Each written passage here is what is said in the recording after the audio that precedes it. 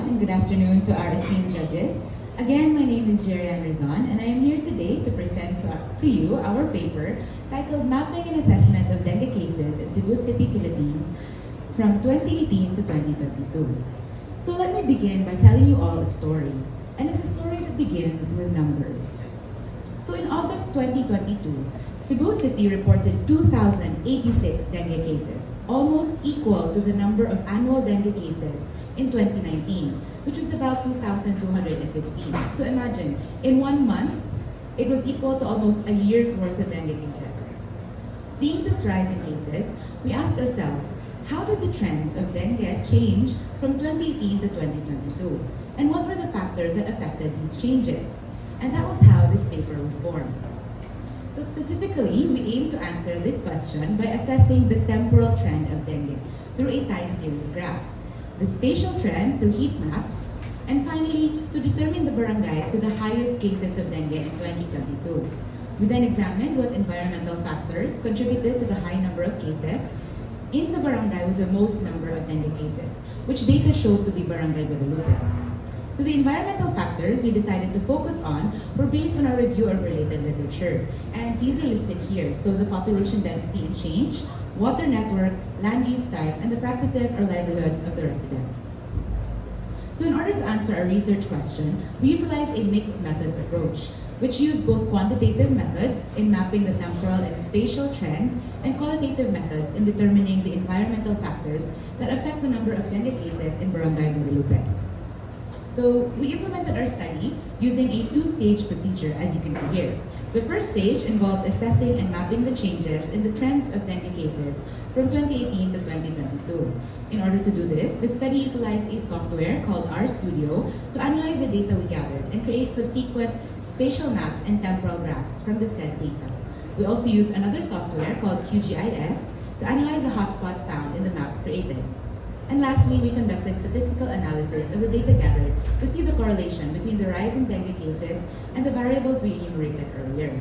The second stage of the study involved interviewing a barangay healthcare worker in Barangay Guadalupe to get an overview of the different environmental factors that could have possibly affected the high number of cases in Barangay Guadalupe.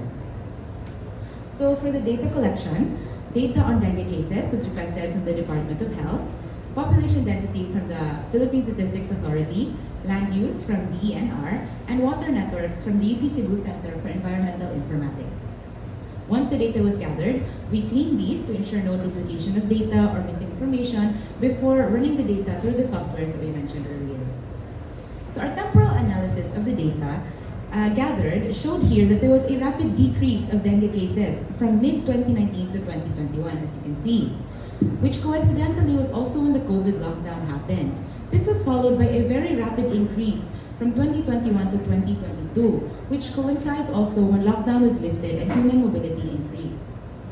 So two seasonal peaks were also noted, the first appearing in January and the second in August, as you can see encircled on the slide.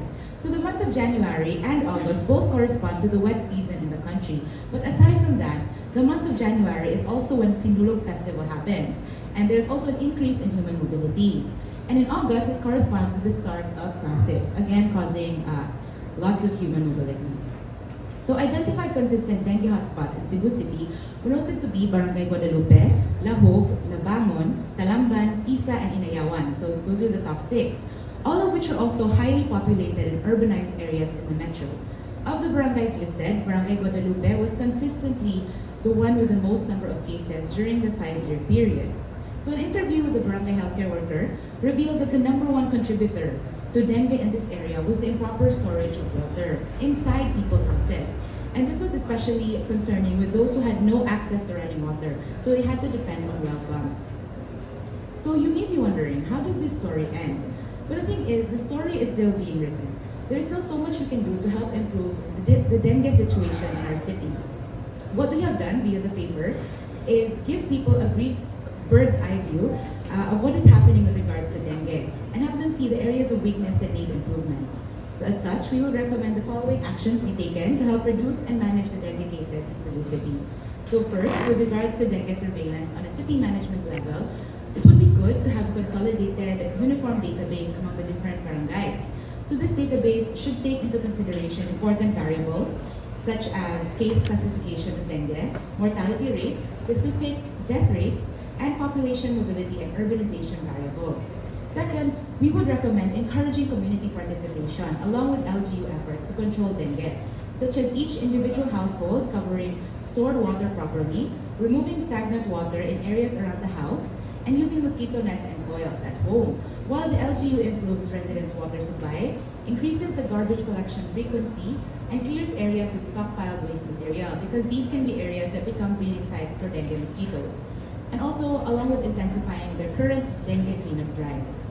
So lastly, strengthening healthcare facilities in high-density areas could also help in the prompt diagnosis and treatment of dengue cases.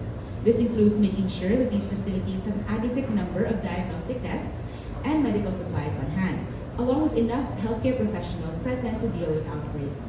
So in this way, we can all help each other change the story of dengue for the better. Thank you for listening. Again, I am Jerry Anderson, and I'm now open to taking your questions.